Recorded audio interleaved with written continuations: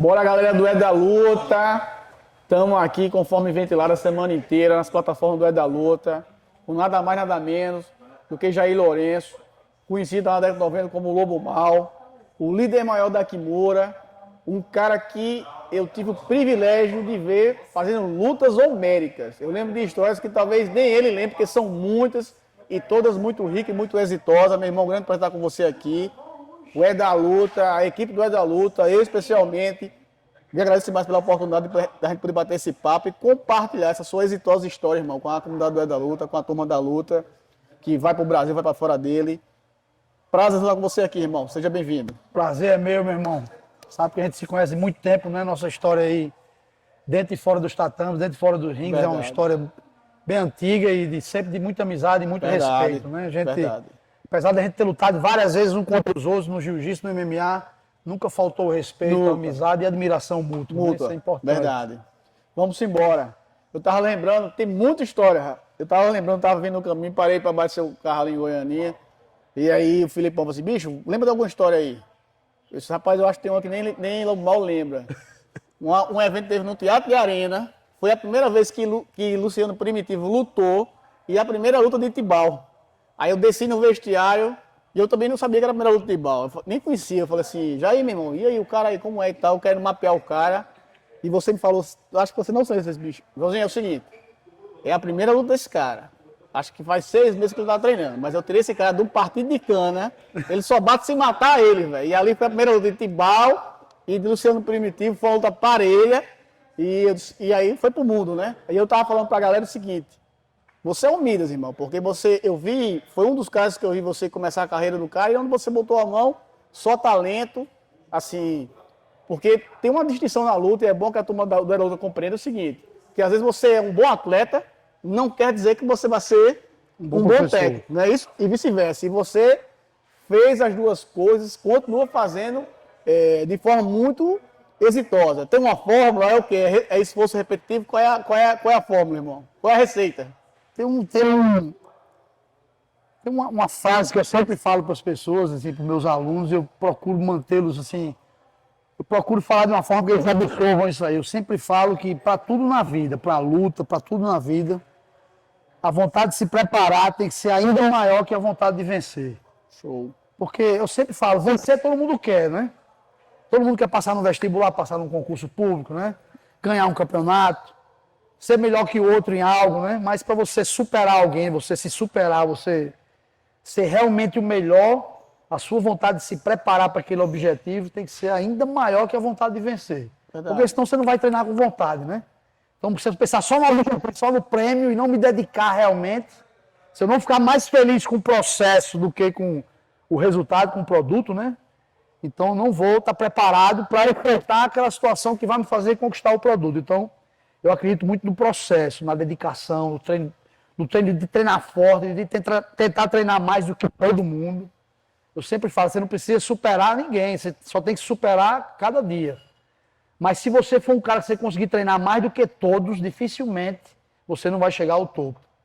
Então eu vejo que muita gente às vezes tem uma meta, muita gente fala, já eu vou traçar uma meta aqui da minha vida, como atleta ou fora da arte marcial.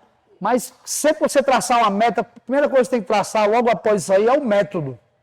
Porque você tem uma meta, eu estou aqui. Qual o método eu vou traçar para me fazer alcançar aquela meta, né? Então sempre que eu traço uma meta, eu já traço o método que vai me fazer alcançar essa meta. Eu sempre passei isso para os alunos. Então, o método para ser campeão é dedicação, consistência, né? A gente não precisa correr, a gente só não tem que parar. A caminhada tem que ser eterna. Nem que eu caminhe 10 anos eu vou chegar lá, mas se eu for querer correr muito rápido, dar tudo naquele primeiro minuto, logo eu vou cansar, né? Então, acho que a consistência, a persistência é a coisa mais importante para formar campeões e para vencer na vida.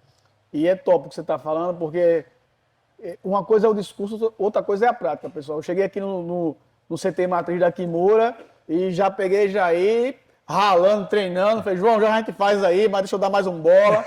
Ou seja, é discurso e prática, não é só discurso, né? Porque às vezes o cara tá até suando ainda do bola. Então é discurso e prática. E, meu irmão, voltando um pouquinho lá atrás, velho, porque isso é uma coisa que eu sempre pergunto a todo mundo, que tem uma trajetória como a sua, porque assim, não é fácil. A gente sabe que vem de uma década de 90, que a gente não sabia nem no que o esporte ia se transformar. A gente fazia aquilo por coração, indiscutivelmente, por paixão. Não havia uma perspectiva de estabilidade. Porra, a gente vai ter uma estabilidade financeira. Não existia essa perspectiva com realidade palpável naquela época, mas a gente fazia com muito afinco. Eu lembro da sua pegada. Se não tinha essa perspectiva toda, isso é o que eu pergunto a todo mundo. O que é que levou lá atrás a se interessar por luta? Você começou pelo jiu-jitsu, como é que veio o contato com a luta? Só pedir um minuto, só para Pode não. aqui, que às vezes tá batendo. Mas aí no vídeo eu ajeito. Tá. Eu tô suando mais que tampa de chaleira aqui Tá no agora. treino normal. Pronto. Show. Quando der o time dos 40, você sinaliza, tá? Pode ir. Vamos embora. E aí, como é que... Pode partir daí, porque depois ele faz toda... Tá bom. Como é que despertou interesse por luta? Já foi jiu-jitsu? Como é que foi seu contato com a luta? Já foi Natal? O jiu-jitsu foi, acho que, a última arte marcial que eu pratiquei. Quando eu conheci o jiu-jitsu, eu já continuei a vida toda, mas o meu início realmente bem jovem foi o karatê e o boxe. Comecei no boxe primeiro, depois fazer o karatê, depois o judô. Por último foi o jiu-jitsu, quando eu já tinha 16 anos, fui conhecer o jiu-jitsu. Mas eu comecei o boxe com 8 anos de idade, então isso ajudou muito na minha base, na minha formação, como artista marcial, como professor. Mas o jiu-jitsu que eu aprendi, eu considero dizer que era o jiu-jitsu verdadeiro, completo. Que era o atemi, né? Atemi a parte de pancada, né? A parte de queda e a parte de chão, né? Era o atemi, o asa, tati o asa e o neo asa, que é o chão. Então era um jiu-jitsu completo. E depois que transformaram o jiu-jitsu em BJJ, eu acho que o jiu-jitsu perdeu força. Eu não considero o jiu-jitsu de hoje uma arte completa. Aqui a gente mantém essa parte em pé. Nosso aquecimento, a maioria das aulas, no lugar de botar o cara para correr, dar rolamento, fazer físico, parte em pé. Por quê? A trocação lhe ensina coordenação, né? Você aprende coordenação motora, lhe ensina equilíbrio, lhe ensina a defesa pessoal, lhe ensina o footwork, a caminhar, né? Como entender a caminhada. Então eu acho que o aquecimento de trocação é muito completo. Aquece todas as partes do corpo, você chuta. Então eu sempre tiro 5 a 10 minutos. Isso é uma coisa da nossa escola, nós nunca deixamos de lado. E até na reunião dos professores hoje eu falei, vocês não podem deixar de evoluir a parte em pé. Porque o jiu-jitsu hoje eu não considero a arte boa para defesa pessoal. Depois de transformar em BJJ, eu achei que ele perdeu muita força. Para mim hoje, na minha opinião, sendo bem sincero, eu considero o sambo a arte marcial mais eficiente para a luta em si. Agora, nesse momento agora. Porque na escola de jiu-jitsu você vê os caras hoje em dia não treinam queda. A maioria não sabe nada de pancada. Muita pontuação. Muita pontuação. Que não resolve nada. Sambo, os caras sabem queda, sabem trocação, sabem chão. Então o sambo tem o combat sambo, né? O sambo de combate. E tem o sambo estilo jiu-jitsu, com queda, sem trocação. Eu acho que o jiu-jitsu perdeu muito, até entendo ter tirado da trocação, para a competição, para a trocação, mas eu, o próprio Marcelo Tigre, nós competimos na época do jiu-jitsu que valia o atemi. Né? A gente podia socar no corpo, podia chutar na perna, no rosto não podia bater de mão fechada, era só mão aberta. Mão aberta. Se pegasse no kimono, eu tinha que parar imediatamente. Se eu pegasse no kimono e o cara me batesse, ele era desclassificado. Mas um exemplo, eu venci muitas lutas só com a mão aqui, eu jogava um soco forte no plexo, o cara já botava o joelho no chão, já ganhava a luta. Então, para mim, era uma opção a mais de se vencer uma luta. E eu acho que essa mudança para o BJJ comercialmente foi muito bom, para ganhar dinheiro, né? Para crescer o campeão, competições, profissionalizou. Mas pensando numa arte completa de defesa pessoal, eu não acredito nesse BJJ de hoje, como eu acreditava no nosso jiu-jitsu antigamente. Eu tinha confiança no lutador de jiu-jitsu. Hoje em dia, se ele não for aqui da minha escola, poucas escolas eu vou confiar no lutador daquela escola, porque eu sei que a maioria não vai ser nada de trocação, nada de queda. E não adianta você ser muito bom no chão se você não souber, não tiver recurso para botar o cara no chão. Verdade. Às vezes, na situação de defesa pessoal, eu sou faixa preta de jiu-jitsu. Mas para eu usar o meu jiu-jitsu, eu tenho que levar o cara pro chão. Mas se eu não souber me aproximar na trocação e depois de me aproximar não souber como derrubar, como é que eu vou executar o jiu-jitsu? Então isso é uma situação complicada. Eu acho que enfraqueceram um pouco o jiu-jitsu, assim como aconteceu com o judô. O judô tiraram essa parte toda da perna. Para mim, enfraqueceu o judô. Eu vejo judoca, faixa preta bom, chega aqui, os meus meninos, faixa azul, bota pra baixo, derruba igual uma criança, porque não sabe defender queda. Agora pega um judoca da antiga, bota aqui, não vai derrubar ele fácil não, meu filho, na queda não, porque ele sabe o que é. Então, do jeito que enfraqueceram o jiu-jitsu, eu acho que estão enfraquecendo o judô também, nesse negócio de botar muita regra, muita coisa. Eu gosto da regra, profissionaliza, mas eu acho que não deve enfraquecer a arte marcial.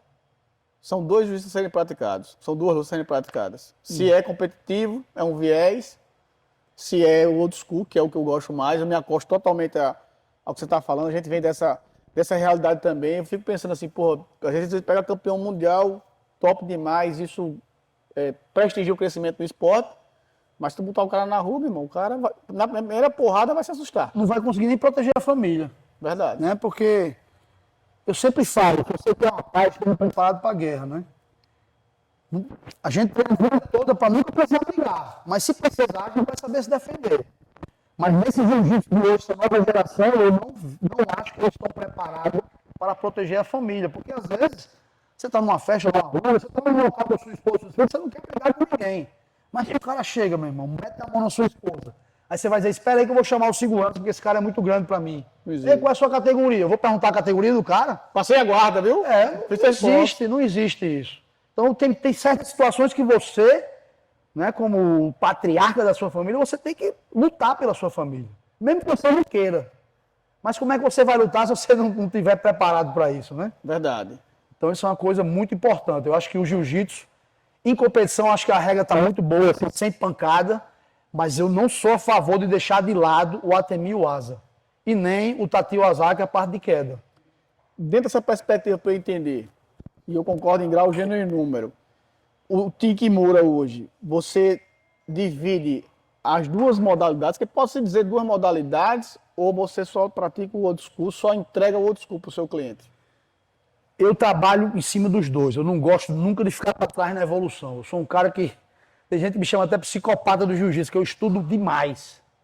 Eu estudo muito o jiu-jitsu de hoje. Tanto que eu não me sinto assim o jiu-jitsu da gente para trás com nenhuma escola, né? A gente já formou campeões mundiais em todas as federações, né? Na IBJJF, IBJJF,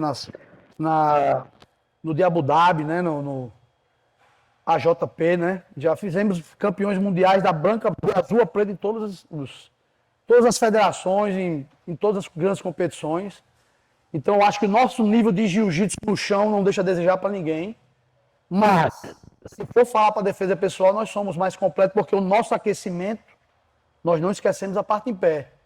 Então todos aqui sabem dar um jab, um direct, sabem bloquear, sabem achar a distância para derrubar, embora ele nunca precise executar, mas ele vai saber como fazer. Eu não boto essas coisas, eu não boto mais.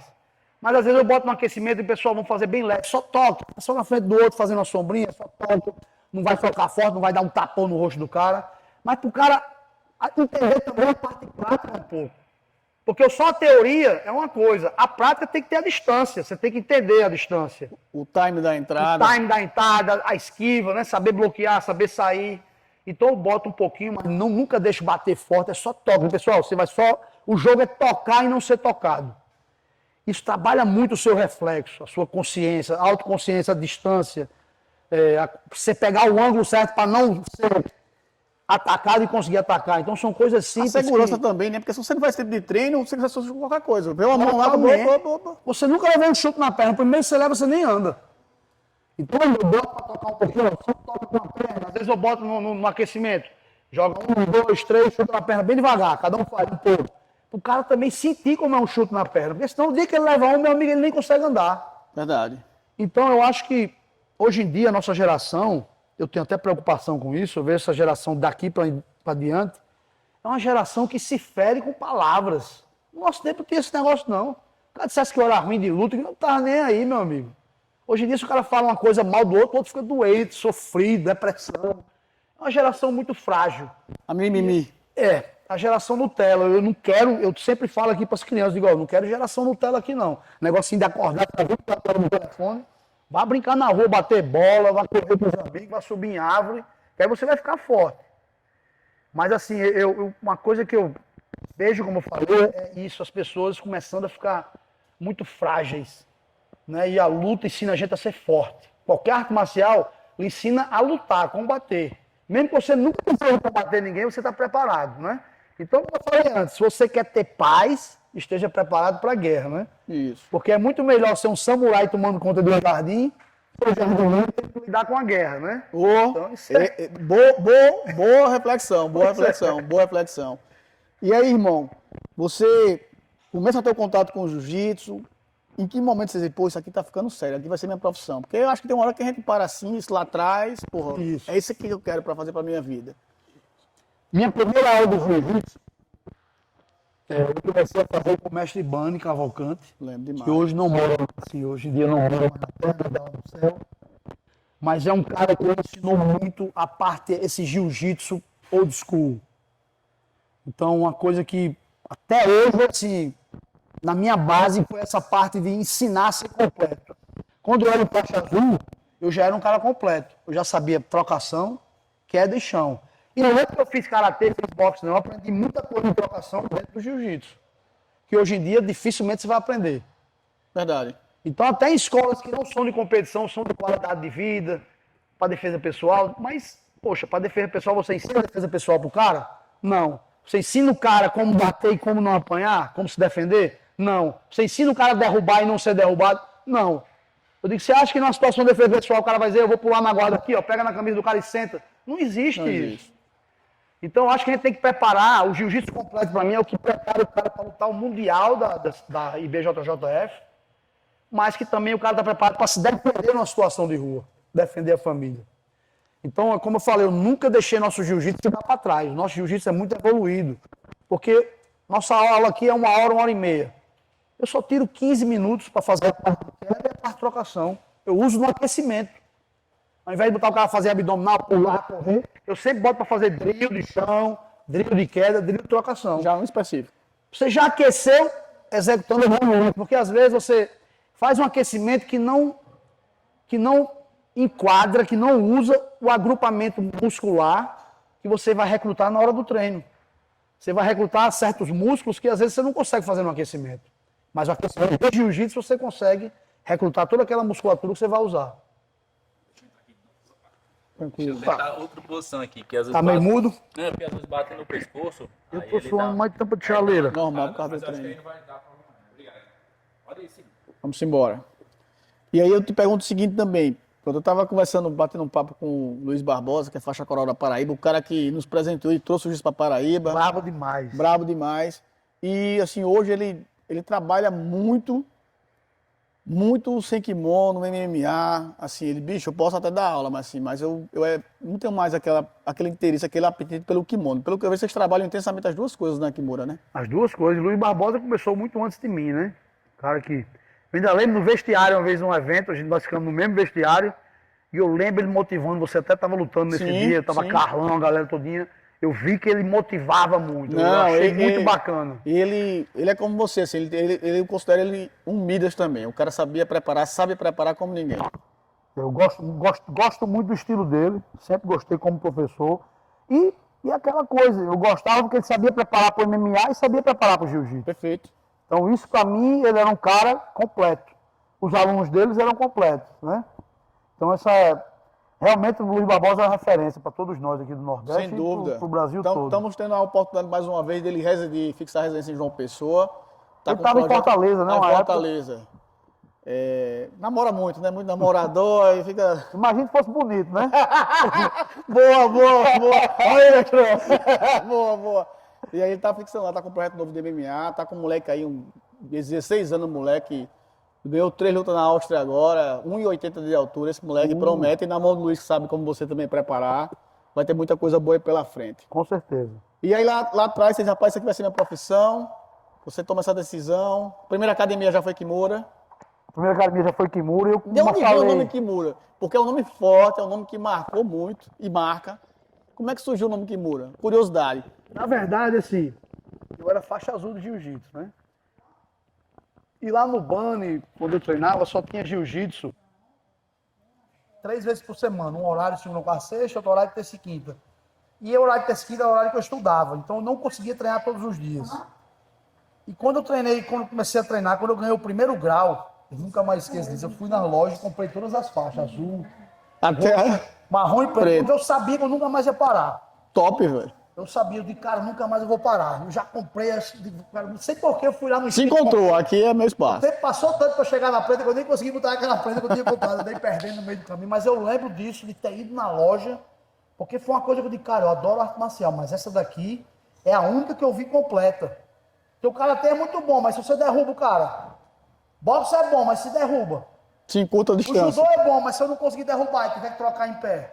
Então eu não nunca tinha achado uma arte marcial que tivesse tudo. E quando eu fiz a primeira aula de jiu-jitsu, o cara me ensinou trocação, aproxima, derruba, cai na meia guarda. Eu lembro da primeira aula, meia guarda vai para número 1, da meia guarda. Se você cair na lateral, a mesma coisa, número 1, se não conseguir finalizar, monta. Eu digo, meu irmão, eficiência, o cara me ensinou trocação, me ensinou queda, ainda me ensinou como fazer o outro bater em uma aula só. Eu não sabia nem direito como fazer bater, porque o meu judô naquela época era um judô mais de imobilização, porque eu era criança, eu não podia dar chave de braço. Era mais lúdico o trabalho. E na competição era mais imobilização a parte de chão. Você tentava imobilizar, ganhava. Então, quando eu vi o pacote completo em uma coisa só, eu digo, meu amigo, no lugar de eu pagar 5 artes marciais, 4, eu vou pagar só um e vou aprender. Então, aquilo ali me deixou... E outra coisa, como você falou, treinava jiu-jitsu um dia, outro dia sem kimono. Era muito Então, mesclado. você treinava 2 lutas ao mesmo tempo. Então, aquilo ali me fez Fascinou. apaixonar pelo jiu-jitsu, tanto que eu passei muitos anos sem fazer nenhuma arte marcial, só voltei pro judô para pegar a bolsa escola da escola, né? Estudei num colégio muito bom chamado Marista. E o judô me ajudou muito a conseguir bolsa, porque eu fui campeão estadual, fui campeão nordestino, Copa Nordeste, fui 2 vezes atleta ouro do estado do judô. Então abriu as portas para estudar em grandes escolas, Top. sem precisar pagar. Então isso me ajudava muito. E me fez ficar assim 2 anos muito voltado para o judô de competição, mas nunca deixei de treinar o jiu-jitsu. E eu comecei a usar o quê? O jiu-jitsu no judô e usava o judô no jiu-jitsu. Então, é uma coisa que hoje em dia eu faço no wrestling. Eu trago muito o wrestling, boto, adapto no jiu-jitsu. E as situações de jiu-jitsu eu adapto para o wrestling e para o MMA. Top. Então, assim, até estava falando hoje que o wrestling é a arte marcial que eu mais odeio, é a luta que eu mais odeio treinar. Eu odeio treinar o wrestling. Odeio. Os caras bloqueiam péssimo muito. treino. Péssimo. Mas eu acho que é o único treino que, desde que eu cheguei nos Estados Unidos, eu nunca faltei. Só faltei quando estava com Covid ou viajando para a luta. Olha, o primeiro treino que eu fui lá, os caras me bateram tanto. Eu estava chegando, primeira semana, Lógico. para dar aula, o cara vem do Brasil para dar aula aqui, esse cara deve ser bom. Aí eu fui, fiz sparring com os caras, fiz chão, os caras não eram bons em pé. Eu tenho uma base boa em pé, então me dava muito bem em pé. No chão, os caras não sabiam chave de pé, então era fácil pegar de chave de pé. Quando foi pro wrestling, os caras, agora ele vai pagar a conta. Meu amigo, esses caras me bateram muito. E o wrestling lá é terça e quinta, só que eu só faço na terça, uma vez por semana. Porque é muito forte, muito duro para o corpo, né? Então eu faço toda terça. E a quinta-feira é um treino que é mais de drill, então eu já não vou para esse treino da quinta, da terça sempre vou. Mas quando foi na outra semana, na terça-feira, que eu cheguei lá, tava todo mundo de boca aberta. Eu falei, será que tá acontecendo alguma coisa? Eu tava na minha segunda semana nos Estados Unidos. Os caras falaram bem assim, coach, a gente tá impressionado aqui de você ter voltado. Porque tava todo mundo... A ideia era que você não viesse mais. Todo mundo comentando, rapaz, o velho não vem aqui mais não, aquele velho ali, quase mataram ele, não vem não. Meu amigo, eu tava lá, foi o primeiro a chegar, o último a sair, e eu nunca faltei um treino de wrestling. Top. Tanto que o nosso coach lá de wrestling, que é o Eric Larkin, que é um cara, foi campeão nacional americano de wrestling, muito bom. Porra.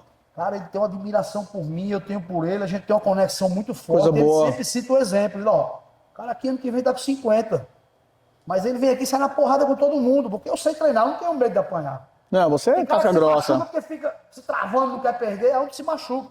Aí entrou uma queda, meu irmão, eu vi que tá encaixado, deixa eu levar, cara, eu vou estar brigando pra me Já machucar. era. Então, eu com a idade, eu vou aprendendo como treinar. Cada vez eu ficando mais velho, você tem que adaptar mais o Amadurece. treinamento ao seu corpo. Então, Adequa. eu não tô lá para vencer ninguém no treino de wrestling, tô ali para aprender. Né? E para me botar numa situação de desafio, porque o maior desafio para mim, eu saio totalmente da minha zona de conforto quando eu tô no wrestling. Até o treino de boxe, quando tem, eu tô na minha zona de conforto. Tanto que eu fiz a luta de boxe nos Estados Unidos, né?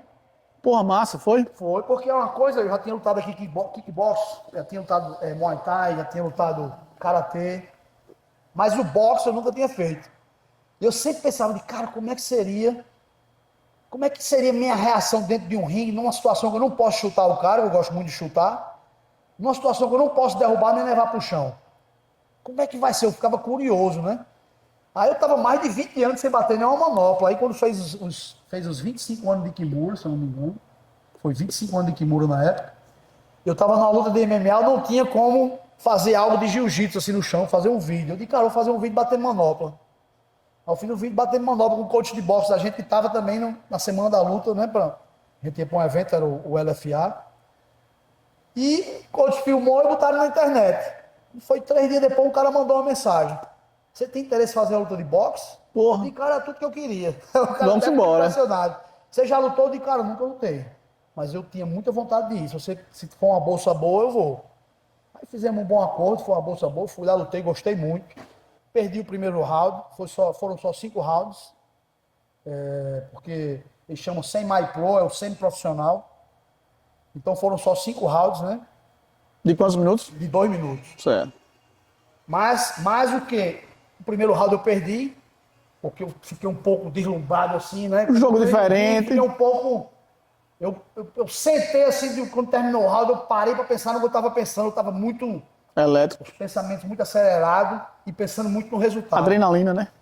E eu sempre falo, cara, se você lutar pensando no resultado, você luta com o freio de mão puxado.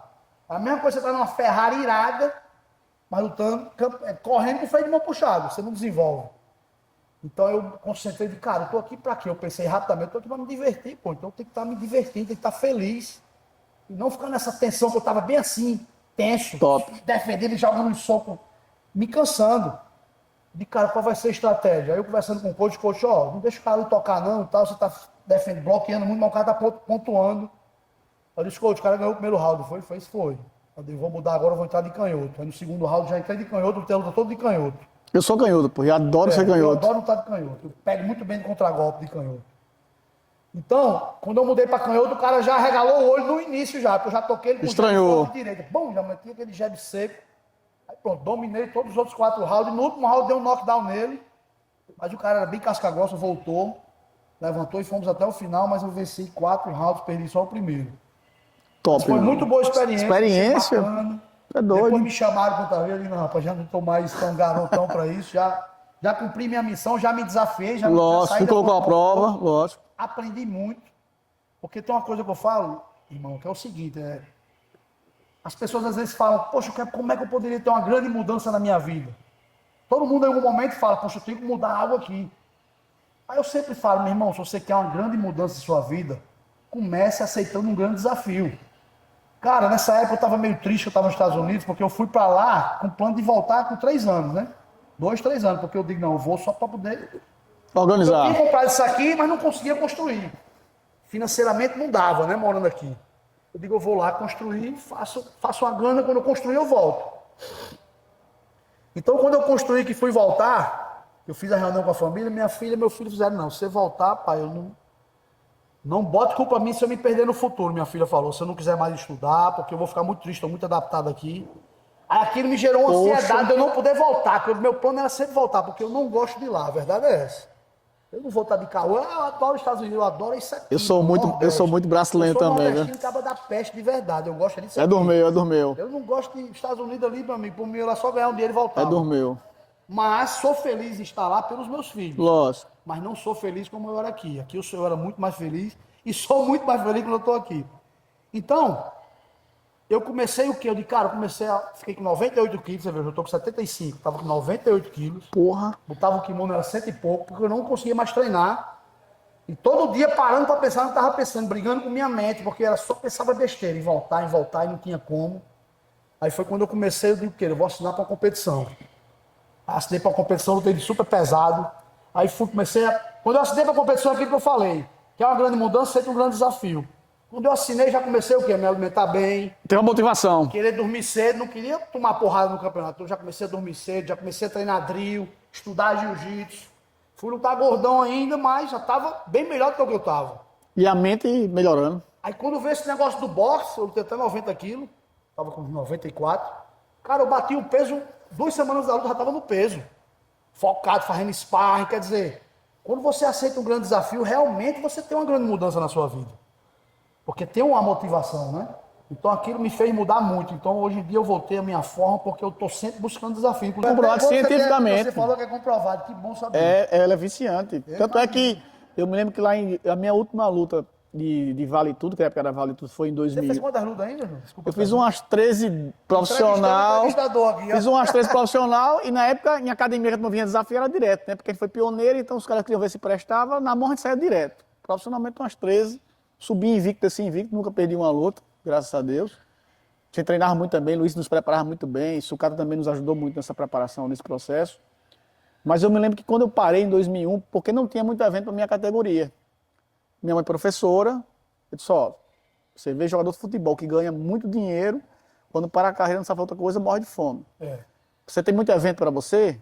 Tinha alguns naquela convites. época Não tinha. Pro meu peso, não tinha. Nem o UFC tinha. Não tinha. Aí fui pra conta, né? Disse, porra, não dá. Então eu parei no auge, doido pra lutar mais, mas tive uma decisão, pra época, pra mim, era mais acertada, não me arrependo. Mas eu passei muito tempo muito triste, porque a adrenalina da competição viciante e me fez muito mal no começo, assim. Eu tive muita dificuldade, porque eu também sabia, se eu ficasse fazendo os dois, eu não ia conseguir estudar direito, porque eu gostava muito daquilo que eu fazia. E aí eu cortei radicalmente. Hoje eu consigo fazer as duas coisas, estou na fase mais madura, mas eu falo assim, de como é viciante isso pra gente, do mundo da competição, do mundo da luta, né? É pancada. Mas eu lhe perguntei lá atrás e você falou muita coisa boa, mas não falou. A Kimura, o nome Kimura, vê o porquê. Sim, aí vamos lá. Então, quando eu comecei a treinar o jiu-jitsu, né, eu queria treinar todos os dias, como eu falei antes, só tinha 3 dias na semana. Foi quando eu juntei com mais 2 amigos meus, tem até a foto ali na frente, fomos fundadores. Massa. Eu, Marcelo Lourenço, que hoje mora em Maceió, e Epaminondas, que é o Bolsena. Epaminondas Senda, a gente chama ele de Bo. Era um daqui de Natal. Isso. Então a gente falou, poxa, como é que vamos fazer para treinar todos os dias? Aí, lá na cidade, na antiga Kimura, tinha um ponto lá de um amigo meu. Tive lá diversas vezes, visitando, né? tive o prazer de ir lá. Era da minha ex-namorada, o irmão dela. Eu acho que tinha um bom preço ali, tinha o supermercado ali perto, isso, né? Isso, do lado. Do lado, né? Era bom preço mesmo. Era bom preço, né? Então, foi nesse momento que eu pensei, poxa, vamos abrir um tatame e vamos treinar só a gente.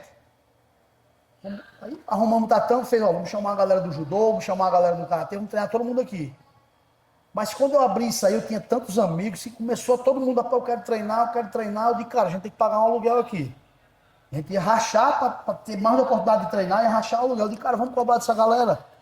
Vamos fazer Eu um. nunca pensei em ser professor, eu disse, vamos cobrar porque aí vai ficar muito mais fácil. Aí começou a entrar gente.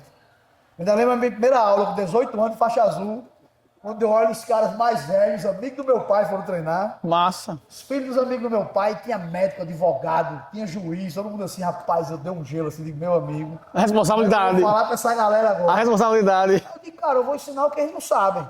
Né? Eu não vou ensinar medicina, não vou ensinar a falar português, vou ensinar o que eles não sabem, é o jiu-jitsu. Aí fluiu de uma forma, cara, cresceu muito rápido.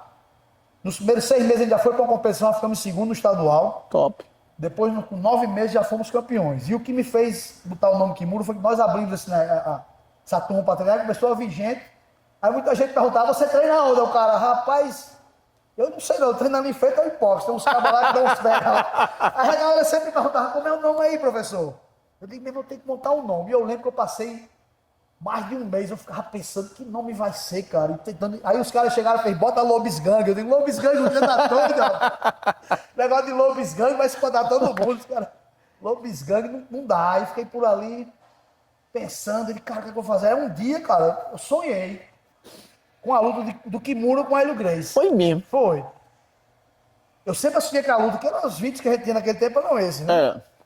Eu gostei do estilo dele porque era um judoca jiu-jiteiro. Duro. Duríssimo, bom nos dois, né? Duro. Kimura era fera no preta de jiu-jitsu e preta de judô. Naquela época era meio que jujutsu, era tudo junto. Era. Né? Aí eu disse, cara, eu sonhei, eu acordei, eu disse, cara, deve ser um chamado. Eu acho que vou botar o nome desse cara. O cara já morreu, eu vou homenagear esse cara. Aí soube toda a história Porra, dele. massa, Morreu, a história é massa. Ele ficou maluco, né? Gostava muito de treinar. Isso eu também não sabia, não. Aí ele ficou insuportável quando ficou velho. Você não sabia, não. Todo mundo treinasse, tinha que treinar. Ele montou um tempo pra ele vinha treinando. Aí não se alimentou bem, pegou uma pneumonia, terminou morrendo isolado. Entendi. Ninguém aguentava. Não foi legal, não foi legal no final. Ele era psicopata pro treino. Então, eu sabia dessa história, eu gostava de treinar muito. Eu disse, cara, eu gosto de treinar muito, mas eu não vou ficar pirado como ele, não. Mas vamos homenagear esse cara. E eu achava legal o Kimura, porque ele achava Kimura também, né? Aí eu me reuni com a galera, eu digo, galera, o que vocês acham do nome Kimura? Os caras, sensacional e tal. Não, e o nome legal mesmo, nome forte. Foi quando surgiu a Kimura, realmente, foi esse momento. Massa, a partir de um sonho. Um sonho mesmo. Teve um sinal, né? Foi o sinal. Teve um sinal. Porque cada um dizia um nome, era cada nome engraçado que surgia, cara. Mas essa história da Louisiana foi mais engraçada. E outra curiosidade, que certamente o pessoal que lhe acompanha essa história exitosa tem curiosidade. E o nome Lobo Mau, eu sei que não é porque você era santo, porque senão era Chapeuzinho Vermelho, não era Lobo Mau. Mas eu da onde? Cara, realmente eu era um jovem... Nós éramos naquela época meio... Eu era um jovem muito difícil. Eu costumo dizer que o jiu-jitsu salvou minha vida. Nossa. Eu acho que eu já era pra estar morto se não fosse o jiu-jitsu, porque eu era tão intenso, cara. E Natal a coisa era mais quente, viu, irmão? A gente lá de João Pessoa, na Paraíba, a gente fazia essa leitura com muita clareza.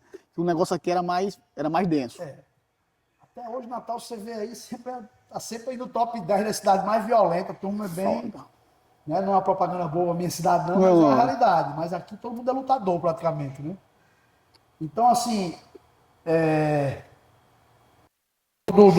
Por que Lobo Mau? Sim, porque Lobo Mau, isso. De onde surgiu? Não precisa dizer com muito a miúde, não, pra todo mundo se assustar. Então, como eu falei, eu não era um cara assim... Calma, um cara muito... Foi você que... Porque Quebra-Osso, que eu era conhecido assim como Joãozinho Quebra-Osso, não foi eu. Foi um cara que veio e disse, ó, meu irmão, tu vive todo mundo aqui treinando, é Quebra-Osso. Com você foi alguém que colocou também? É a mesma coisa, cara. O que acontece? Então, eu ia pra festa, eu gostava de ir pra festa, mas nunca fui dormir muito tarde, mas eu era aquele cara o seguinte, eu não mexia com ninguém. Mas eu estava preparado para a guerra, então eu tinha aquela paz. E a gente tinha aquela coisa de querer se testar, né? A gente é muito novo, imaturo, né? Sempre vinha um querer testar. Sempre vinha um que era o que a gente queria. Aí vinha testar e sempre se dava mal. Os caras não sabiam lutar, a gente sabia lutar, né? E um dia veio um lutador aqui na cidade, quando eu ainda era faixa branca lá do Bunny, veio um cara chamado He-Man, um cara muito antigo, que botava todo mundo no ringue e lutava com 10 caras antigamente. Pô, esse cara foi outro que teve uma morte muito triste. Eu vi no documentário essa semana que eu tenho insônia, eu não sabia disso. O sogro que matou ele. Ele lutou em Mossoró uma vez, lutou 15. Era, 35 pessoas. Tu lutou com esse cara, velho? Não, a gente treinava junto. Aí ele lutou até com a Suélio Silva. A Suélio Tô ligado. Aqueles 30 no meio. Meu irmão, ele dava, o bicho era forte. Não, ele é grandão. Ele era um gigante, ele era louco. E ele era uruguai ou era paraguai, um negócio desse. Exatamente. Não era brasileiro, Eu acho que não. era Paraguai. Paraguai. E ele puxava uns... Era sim. Era um circense, né? Era um circense, ele tinha um circo e tal. Ele fazia um show, ele era muito forte. Então um dia... Eu estava treinando com ele e eu ia pra cima dele, meu irmão apanhava muito, mas eu ia com muita vontade, eu tinha muita disposição, né? E ele um dia falando assim pra todo mundo, fez, olha, um dos caras que eu mais gosto de treinar é aquele magrinho ali, que é faixa branca. Porque eu olho pros caras aqui e todo mundo corre. Quando eu olho pro magrinho, ele tá assim, ó. Ele vem morder. Eu digo, eu queria treinar com ele. E a galera tinha na Pô, mente. história massa, velho. Então ele foi e disse, meu irmão, esse cara aqui é um lobo mau. Pronto, pegou. Pô, ele falou isso, eu não gostei desse negócio de lobo mau, não gostei disso não. Aí um cara foi e me chamou do outro dia, Lobo Mau, me chama desse negócio de Lobo Mau, não devolve esse negócio. Pô, se você disser que não gostou, irmão. Pronto, aí já era. Meu irmão, esse negócio pegou de uma forma, cara. Já era, não. E aqui com tem um negócio, o cara, Lobo Mau, vem aqui na luta, cara. Eu queria que o Lobo Mau viesse aqui. Eu chegava, ó, primeiro lugar, eu não sou Lobo Mau. Meu irmão, há um tempo atrás, se os caras assim, Jair Lourenço, não sei quem é não, velho. Olha assim, Lobo Mau, aí eu sei. Cara, porra, até hoje o nego meio da rua, Lobo Mau. Tá ali, Inclusive eu gravei uns tapes aí, que a gente sempre faz umas chamadas pra vou entrevistar fulano e tal. E eu tive que botar Lobo Mau, meu irmão. Esse rapaz, se ele gosta mais. Porque o Jair Lourenço muita gente não conhece. Eu confesso que eu não gostava, eu acho engraçado. É uma marca, Eu acho engraçado que eu caí na pilha, né? Que se você não ligasse... não, apelido, é como apelido, assim, né? Ficou com raiva e a galera cai em cima. Esse Carlão que você conhece também, que foi um grande lutador, ele disse, João, você tá gostando desse nome João Quebra-Osso, mas quando você amadurecer mais, você não vai gostar. Aí eu me lembro que uma vez eu cheguei pro empresário de um evento Vale Tudo, eu falei assim, meu irmão, eu luto, agora eu queria pedir uma coisa. Diga, se eu quero que você bote João Ramalho, que é meu nome. Aí ele fez, não tem como, porque não dá bilheteria. Então, vai ter João Quebra-Osso. E aí não tirava mais, não tinha mais como tirar o nome. Não, o seu sobrenome era Quebra-Osso. Não tinha mais como tirar, não. Ramalho era pro cara muito próximo. Muito próximo. Era o mais longe, era o João Quebra-Osso. Já temia logo. Meu irmão, e aí você passa essa fase toda, história top de linha, você se encontra na luta. Tem uma luta que eu queria que você me lembrasse, dividisse com o pessoal da luta, porque, meu irmão, ali pra mim, velho, porque assim, tem lutas que marcam. Você teve lutas homéricas antes e depois, mas ali, eu digo como espectador, já lutava também, dava o meu recado, mas quando eu vi você fazer aquela luta, aquela final, eu disse, meu irmão, esse cara, ele é lutador de verdade, ali tá a essência do lutador. GP, Foi, né? foi uma Três final que você, acho que chegou até a quebrar o braço, saiu do Armlock e ganhou a luta. Foi com quem mesmo aquela luta, tá lembrado? Cara, Foi na Et Inferno, eu acho, essa luta, meu irmão. Foi um lutaço, velho. O Essa cara foi de kimono ou MMA? de kimono, que tava encaixado, acho que era um armlock, velho. E o seu braço instalou, velho. Dá pra me escutar. E você não bateu e saiu e ganhou a porra da luta. Eu fiquei, meu irmão, esse cara é um monstro, velho. Tu lembra o que foi essa luta? Eu não lembro porque eu Faz passei muitos por essa anos situação isso. muitas vezes. Pronto, faz muitos anos. Eu acho que você ainda, eu acho que a gente ainda era faixa roxa, eu acho que era azul e você era roxa. Pô, eu já Foi levei um um lutaço. triângulo uma vez que eu lembro que eu derrubei o cara e caí no triângulo. Meu irmão, foram 4 minutos dentro do triângulo até acabar o tempo. Diga aí. E roncado, o cara puxava a minha cabeça, eu pegava um azinho e vinha de Sinistro, novo. sinistro, guerreiro. Eu passei muitas situações no início. Desse assim, tipo. De reverter. Eu Não, e sempre você falo, reverteu, e era uma final. reverteu e Irmão, venceu. o ginásio nesse foi uma loucura, pô. E acertadamente, né? Essa luta aí, eu acho que foi um cara chamado Guilherme Assad, foi campeão Eu acho que foi com o Guilherme mesmo, a cearense, ele, né? É, porque tem o Guilherme do Ceará e tem o Guilherme da Bahia, que era professor do Minotauro. Ah, então era o de Minotauro. E ele entrou um Yogo Tomoinage em mim, né? Aquele Yogo Tomoinage do judô. Foi na Et Inferno, isso eu lembro muito Foi, com clareza. eu tipo, joguei uma estrelinha, quebrei o quadril assim, mas ele me desequilibrou e eu caiu já no armlock. Foi aqui, isso cara. mesmo, foi isso mesmo. E eu por cima dele, depois fiquei por baixo. Foi isso mesmo. Cara, eu acho que ali foi Deus me tirou, eu não sabia nem como sair. Meu da irmão, onda, você na época. saiu e o ginásio veio abaixo. Foi isso mesmo, eu lembro, foi isso mesmo. Aí ele cansou da força que fez, ele cansou, eu consegui. Eu lutei 2 vezes com o Guilherme Assad, sempre era luta dura. O Guilherme Assad era muito bom. Então formou Minotauro, muitos caras bons, né? Era da Della Riva. Mas uma luta assim que me fez ficar bem conhecido assim no cenário nordestino foi um GP que eu lutei em Recife, de Vale Tudo. Certo. Eu tava lá. Dentro daquela boate. Tipo uma adega. Touro, touro. O que era? Adega do Uno. Era um negócio muito... Você pegou com o touro, Na pô. final. Na final, era uma moto, uma premiação. Aí quando eu cheguei lá no GP... Aquele evento foi top. Foi. Foi top. Aquele evento era até 90 quilos, eu tinha 73. Eu lembro. 73 quilos. Aí eu vi lá o touro indo se pesar, o povo carregando ele pra bater 90 e vi os caras, todo mundo carregando, e esse cara amanhã tá morto. Tô aqui zerado. Só que o cara bateu 90, no outro dia tava 98, meu amigo. Tava Foda. grande. Eu digo, aí quando foi no outro dia, moleque, eu tinha o quê? 18 anos, 19. A gente ia lutar do jeito que tivesse, Era. não tinha essa... Quando eu vi o cara, eu digo, meu irmão, esse cara tava morto, como é que tá o cara ali? Ele batendo o saco, chutando as coisas, batendo saco, batendo aparador, chutava e olhava pra mim, como que diz, tá vendo aí, garotão? Eu digo, meu irmão, ainda bem que esse problema aí é só na final, ele tava do outro lado da chave, né? E tava eu e Zobson Bonifácio, que era meu sócio aqui na época, ele não era meu Zobinho. aluno, Zobinho. Mas era meu sócio. Zobinho. Assim, eu tinha Kimura e ele alugou 2 horários para botar o time dele. Tinha o time dele lá. Então ele ficou numa chave, eu fiquei na outra. A minha primeira luta foi com um cara campeão brasileiro de kickbox, George, um cara muito bom de kickbox. Primeira luta. E a gente trocou bastante, eu derrubei ele, o cara tava cheio de óleo, velho. Eu para as costas dele, saí. Cheio de vaselina. Sei que eu tentei dar armlock sair, sei que em algum momento, meu irmão, eu consegui encaixar o armlock, finalizei ele. E afinal eu fui com os caras de Toritama. Lembra daqueles caras de Toritama? Lembro vagamente. A de, Os caras da a de luta livre. touro, eu lembro com muita clareza a sua luta. 2 caras da luta livre que era duríssimo. Aí eu peguei com esse Toritama na segunda luta. E ele era um cara muito da luta livre, mas não era bom de trocação, então eu machuquei bastante ele em pé. E ele tentou me derrubar, e eu, na hora que ele veio me derrubar, eu raspei, caí pro cima montada, ele deu umas cotoveladas nele, pediu pra parar. E esse touro ganhou 2 caras, inclusive o segundo que ele venceu foi o Zobson, que era meu sócio, né? E o Zobson era um cara já de 26 anos, 28. Eu era molecão ainda, 18, 19 anos. Eu disse, caramba, o cara venceu o Zobinho. O Zobinho também era forte. Não, você foi grande. Perdeu o peso também pra bater 90. Eu disse, caramba, o negócio vai ser brabo essa final. E a final fomos nós dois, né? Era um round de 10 minutos. E eu lembro que a gente trocando bastante ali, ele, em algum momento ele conseguiu me derrubar. E eu fiquei por baixo, eu dei armlock nele, ele ficava em pé e pisava no meu rosto, cara. Pá, pá, eu disse, caramba, aí toma armlock, ele pisava no meu rosto, estalava o braço. Grandão, grandão, ele era grande pra Não caralho. sei o que esse cara tomou não, que esse cara tá drogado, não sei o que era. Eu ficava pensando, caramba. Aí terminou o round, quando terminou o round, teve uma briga generalizada, a luta livre contra o jiu-jitsu, porque o touro era patrocinado pela... Eu não sei se era Nissan na época. Tinha um patrocínio forte, ele treinava dentro do presídio, lembra disso? Lembro, ele saía pra lutar. Ele ia técnico lá, tinha técnico, tinha sparring. Inclusive, quando chegava algum cara assim, estuprador, alguma coisa, botavam lá na cela com ele, batia no cara. Era o terror mesmo. Aí, quando foi no segundo round, eu já tava bem cansado, cara. Teve uma hora que eu fiquei por baixo do primeiro round, ele me chutou muito minhas pernas. Eu lembro. Muito mesmo minhas pernas. Então, aí teve essa briga. Eu lembro que no meio da luta aqui começou a...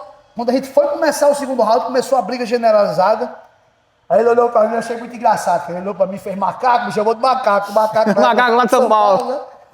Ele fez macaco, meu irmão, aqui quando rola briga, os caras metem bala. Eu digo, fiquei sem entender, quando eu escutei o tiro, pá! Quando eu olhei Correria. pro tiro, ele já tinha pulado no meio das cordas aqui, ó. Correria. Meu irmão, do jeito que ele foi, eu fui atrás dele. Eu digo, eu não vou ficar não. Aí eu digo, vou pra debaixo do rio. Quando eu vou embaixo do rio, tá ele. Ficamos nós dois embaixo do rio. Meu irmão, como disse a você, eu digo, caramba, que doideira é essa? Sei que acalmaram. Aí voltamos pro segundo round. Aí no segundo round eu consegui derrubar ele. Aí eu montei nele, eu digo, cara, eu não vou negócio de armlock mais não, que esse bicho não bate não. Eu sempre tenho um negócio que o Hélio Gracie falava, o armlock pode até quebrar, o cara continuar, mas mata leão, o cara dorme. Vai dormir. Aí eu digo, eu vou dar umas pancadas nele. Pra ele rodar. Quando ele virou e pronto, eu meti o mata-leão aí. Irmão, a galera foi uma loucura naquela luta ali, viu, velho? E eu nunca mais esqueço, terminou a luta, ele escoltado pelos policiais, indo pro camburão. E foi Davi e Golias, assim, porque a desproporção corporal era muito grande. Você foi raçudo. Eu lembro muito esse chute castigando na perna também. Foi muito chute que você tomou ali, botando a guarda, mas sempre defendendo bem. Meu irmão, e aí, a gente sabe de onde veio o nome Lobo Mal, de onde veio o nome Kimura. E aí você foi aperfeiçoando cada vez mais a parte de preparar os grandes talentos. Porra, muito cara você, muito cara bom. Fez e continua fazendo. É muita observação, é muito estudo. Qual é a pegada, irmão? Porque você é um grande treinador. Falo isso de forma muito tranquila, muito serena e com muita sobriedade. Porque assim, às vezes tem uma coisa, eu não sei se Sul e Sudeste é assim, mas o Nordeste especialmente, parece que pra gente elogiar um cara, parece que a gente tem que desmerecer outro, que não tem nada a ver disso. Eu acho que eu falar isso aqui de você, vai ter cara na parede com o ciúme. Porra, como é que, João? Meu irmão, a gente tem que reconhecer os talentos, pô. E você, um grande atleta, se tornou um grande preparador também de grandes atletas. Muito estudo. Você, agora eu vou fazer uma preparação à parte pra ser esse cara.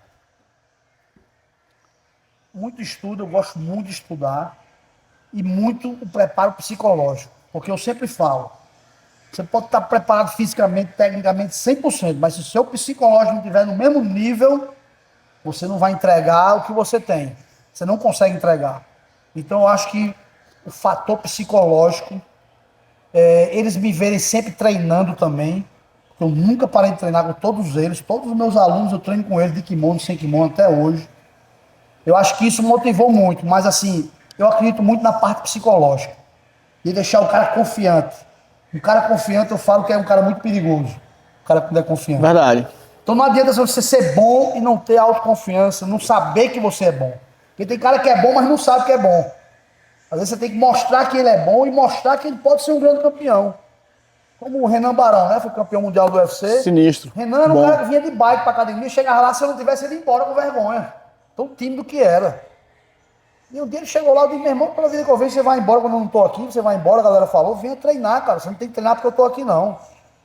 Venha treinar, você aqui é bem-vindo. E Renan veio a primeira vez na minha academia para ser sparring do meu irmão. Lobinho, que ele chamava Lobinho. Era, Daniel Lobinho. Porque... Você lembra que quase a gente lutava aí, Lobinho? Teve uma época que ele fez essa luta, mas nunca rolou, não. Sangue bom. Gente boa, sangue bom. Sangue bom, gente boa demais, gente boa demais. E era quebrador de pé, né? Pegava chave de pé quebrado. Gente boa demais. Foi o primeiro campeão mundial, o primeiro campeão brasileiro pela CBJJ, faixa preta do Nordeste. No Nordeste, ele foi o primeiro Gente boa faixa demais. preta campeão brasileiro. Então, o Renan veio para lutar, para fazer sparring com ele, porque ele ia lutar com um cara muito bom de boxe. E Renan faz boxe desde criança com o pai dele. Eu lembro do pai dele dando aula pra você de boxe lá naquela academia perto do Bom Preço. Você não ia pra lá, né? Até hoje, o pai dele dá aula na KZN, tem duas KZN, que é aqui em Mura, Zona Norte. Massa. Tem uma que é do Renan Barão e outra do Breno Brígido, que hoje é o Massa. Breninho lutador, que é cantor. Muito Massa.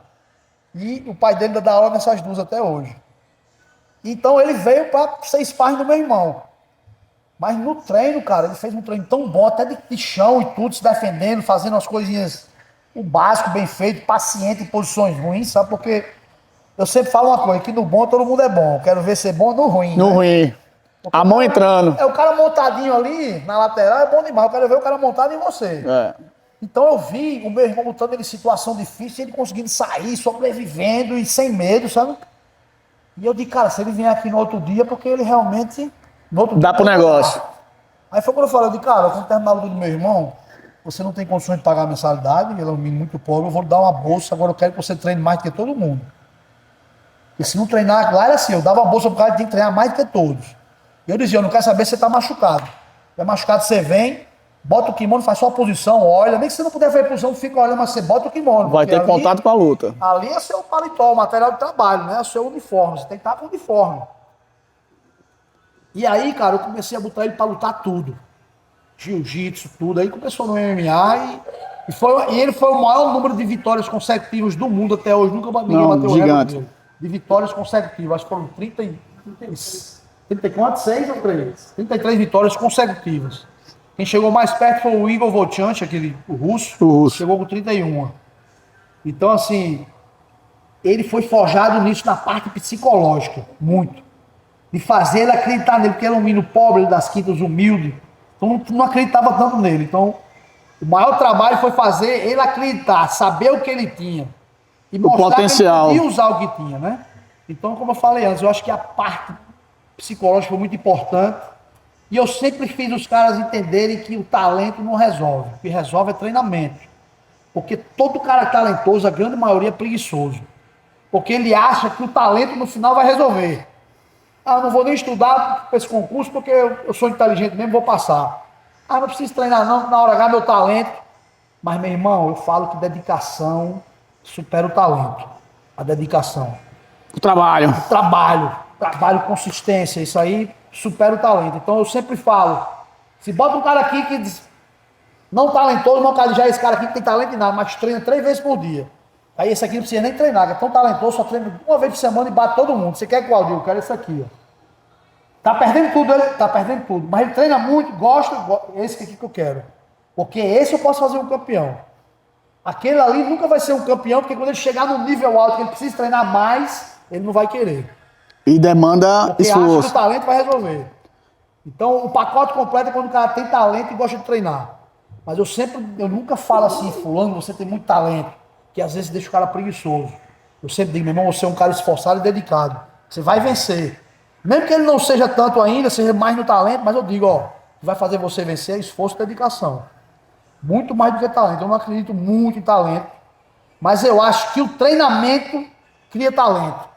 Você fica tão bom, você termina sendo talento, um talento naquilo ali. O cara, meu irmão, já é um talento na luta, meu irmão Barão é um talento na luta, pai Joãozinho é um talento na luta.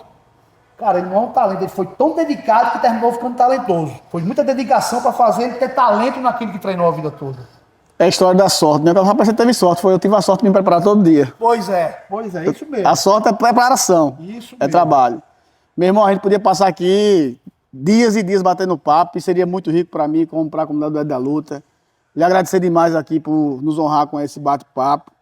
Tenha certeza que toda vez que você vier aqui pelo Brasil, eu vou lhe pentelhar para a gente trocar essa ideia, porque é enriquecedor. Vocês não sabem a contribuição que vocês dão, porque às vezes tem um cara do outro lado que quer ser atleta, tem um cara desse que não necessariamente vai ser atleta, Jair, mas ele está no projeto social e você falando assim, pô, o Renan, ele não tinha esse perfil, mas ele trabalhou, ele insistiu, ele teve consistência. Às vezes você motiva o moleque que está treinando, mas ali vai ter um direcionamento para estudar, para ter uma qualidade de vida, que às vezes a realidade que ele vê, como vê o Renan Barão, não teria.